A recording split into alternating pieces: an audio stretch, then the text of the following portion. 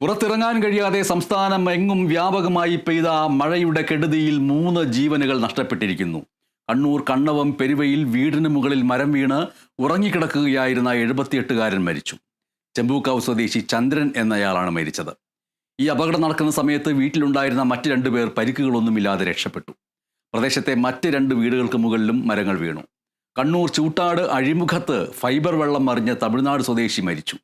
കന്യാകുമാരി സ്വദേശിയായ ആന്റണിയാണ് മരിച്ചത്. മണൽത്തിട്ടയിൽ ഇടിച്ചാണ് വള്ളം മറിഞ്ഞത്. ഇടുക്കി ഉടുമ്പൻചോലയിൽ മരം വീണ് തോട്ടം തൊഴിലാളി മരിച്ചു. തേവാരം സ്വദേശി ലീലാവതിയാണ് മരിച്ചത്. ഇതാണ് ഇന്നത്തെ മഴക്കെടുതി 3 ജീവനുകൾ പൊലിച്ചതിൻ്റെ വാർത്ത.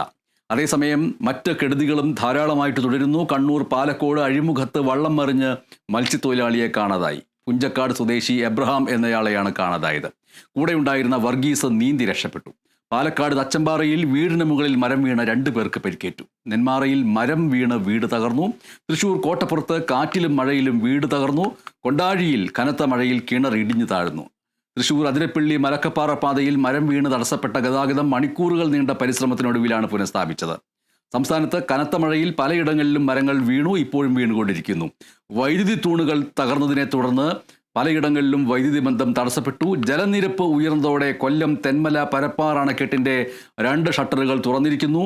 കേരള ഷോളയാർ അണക്കെട്ടിൻ്റെ 3 സ്പിൽവേ ഷട്ടറുകൾ ഒരടിയാക്കി ഉയർത്തി. പീച്ചി അണക്കെട്ടിൻ്റെ ഷട്ടറുകൾ നാളെ കൂടുതൽ ഉയർത്തും.